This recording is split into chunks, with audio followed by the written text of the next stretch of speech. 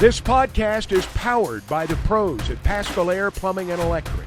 Arkansas owned, Arkansas operated. GoPaschal.com. Tom, I will ask you about Kirk Cousins potentially going to the Falcons coming up in just a bit, but let's stay here in Bob Walker Stadium and what happened this weekend. 3 games, Arkansas gets only 1 loss to James Madison. I know Hagen Smith didn't have his best outing. You saw some stuff from Will McIntyre, Mason Molina, Brady Tygart, and Big Tuna yesterday. What did you make of Arkansas's pitching over the course of this weekend? Yeah, good morning, y'all. A lot of input from different guys. I mean, so Will McIntyre and Cody Frank both pitched twice, both pitched very well. So these are your long relief guys.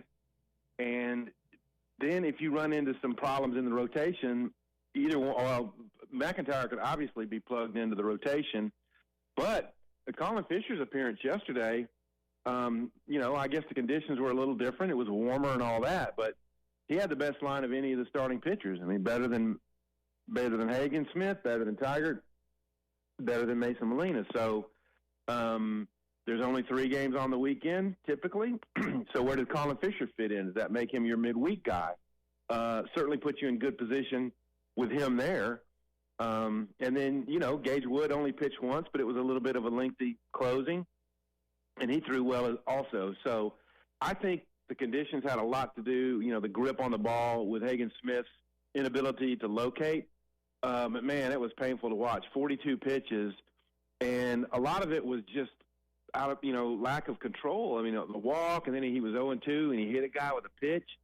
And then the Trimble home run, I mean, everybody in the park, both coaches, thought that was a relatively routine fly ball to right center, and it just kept going and got in the wind and went out of here. So a little bit of bad luck for Hagen. It's going to take him a while to get his ERA back down. But I expect he'll have a much better outing against Oregon State on Friday. Yeah, top 10 opponent, so you need him to show up this weekend, or it could spell trouble early for Arkansas against the Beavers. Will McIntyre, though, really stellar couple of innings. I think he was 5 1/3 on Friday, and then he pitched just 1 inning yesterday. You envision him in kind of that Kevin Kopps, Cronin role, where Dave said yesterday that he wants to play 2 games over the course of a weekend? Well, yeah, that's what McIntyre said he wants to do, and he actually got in 2 innings yesterday. So I guess he probably had the highest pitch count of any Razorback pitcher. But, look, he's a veteran. He knows how to take care of his body. Dave said that McIntyre's thought is, I want to go twice every weekend and maybe not have a heavy bullpen in between. So as long as he's locating the way he was, and he really kept him off balance, McIntyre will be a very valuable piece.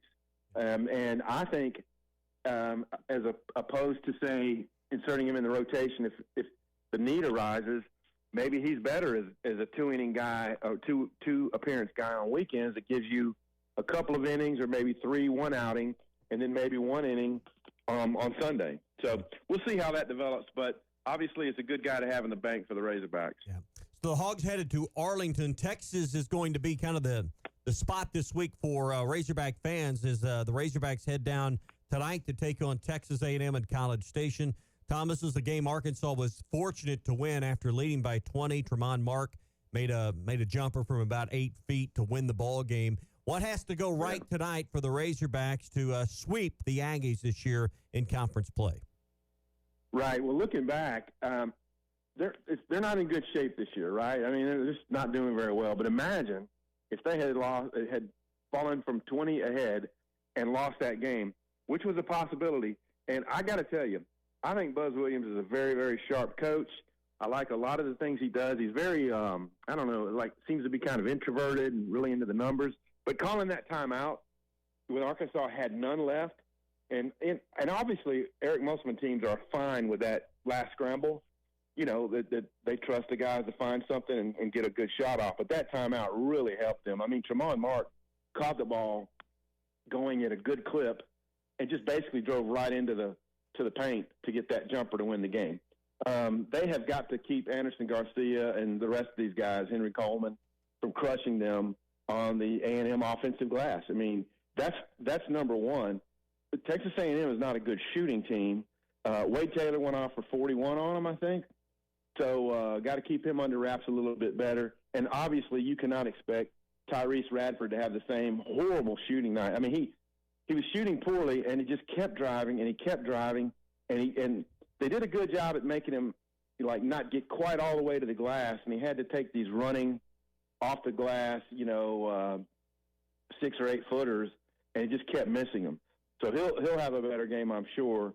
Arkansas, it seems to me they're a little bit more on the same page. The rotation has been reduced some with the Brazil injury and various other things, and maybe but they've got to shoot well, keep A&M off the offensive glass to have a chance. And this is a huge game for A&M. They've already got a loss on the resume to Vandy. They can't afford a loss to Arkansas to stay in consideration. We were considering how many teams this league may get with now 6 in the poll. If A&M wants to have any chance of being considered, they have to win tonight.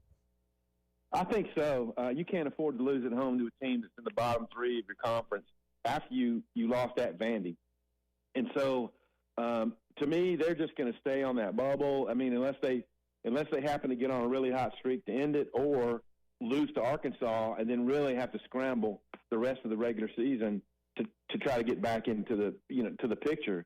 But they are really right on the bubble, and maybe the wrong side of the bubble. So.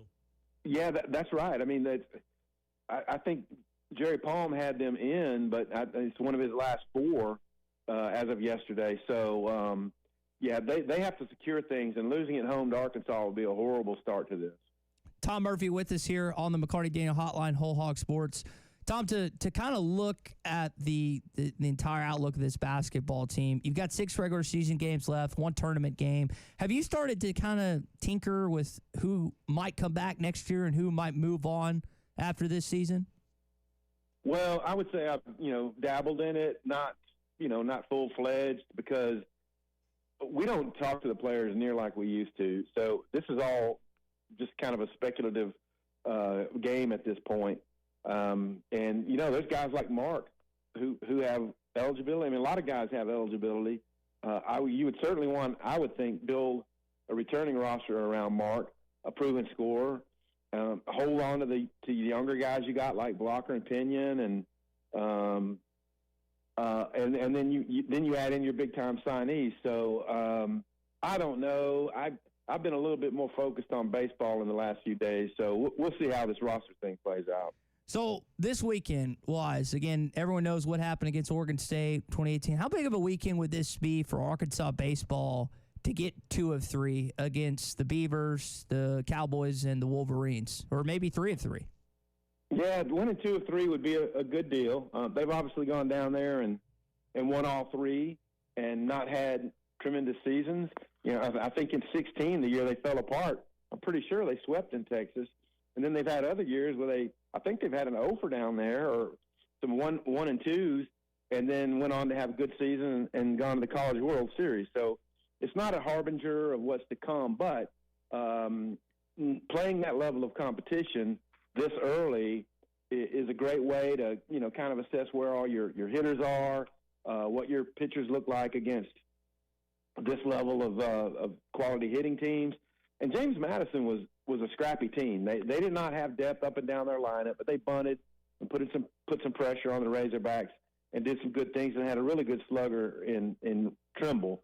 But they're going to see a lot deeper lineups when they get there. And even if you beat Oregon State 10-0, it will not make up for 2018. But at least it's a way of not staying down on down to the Beavers. But I got to say, y'all, in all my years of covering college athletics, that pop fly when you're on the brink of saying I'm going to write a game story of a win, and they don't catch the foul and then they end up losing it. One of the more painful in-person coverages I've done.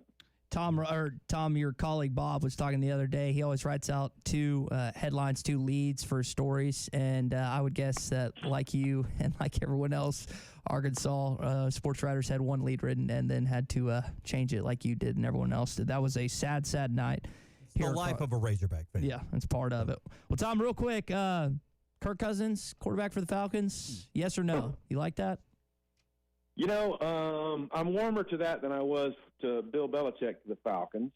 Hey, having a veteran quarterback, nothing wrong with that. I mean, is he top shelf No, he is not Patrick Mahomes, Lamar Jackson level, but I think he can be a nice backbone for getting the franchise on the right track. I mean, the division was right there to take, and the Buccaneers, the way they hung around in the playoffs says, well, we were good enough to beat the Buccaneers in Tampa Bay, and should have beaten them at home, but we didn't, and so we're close, and I think a veteran quarterback would help us. BetOnline is your number one source for all your betting needs. Get the latest odds, lines, and matchup reports for baseball, boxing, golf, and more. BetOnline continues to be the fastest and easiest way to place your wagers, including live betting and your favorite casino and card games available to play right from your phone. Head to the website or use your mobile device to sign up today and get in on the action. Remember to use our promo code BELIEVE, that's BLEAV, for your 50% welcome bonus on your first deposit. Bet online, where the game starts.